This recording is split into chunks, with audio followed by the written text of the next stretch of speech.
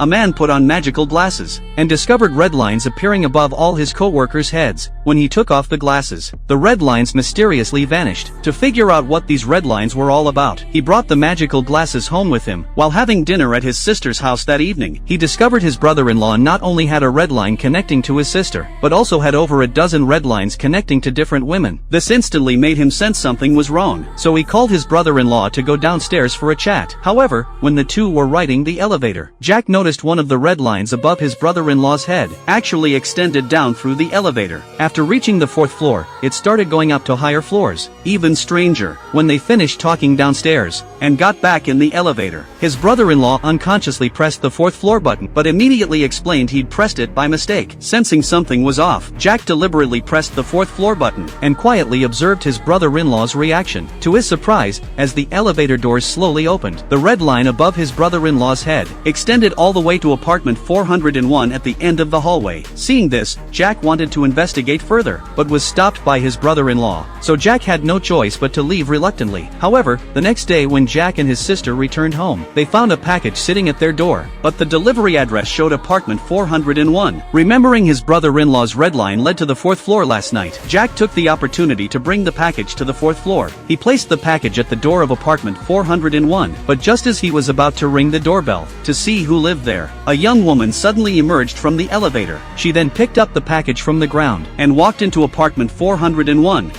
That evening, Jack was having dinner with his sister, but his brother-in-law was nowhere to be seen. After asking around, Jack learned that his brother-in-law had been going out for business entertainment lately, always coming home in the early morning hours. Hearing this, Jack felt waves of unease wash over him. Half an hour later, he went to the floor where they were. At that moment, he discovered the hotel hallway was overflowing with red lines. Sensing something terrible was happening, Jack decisively rang the doorbell. Sure enough, he found his brother-in-law was in that very room.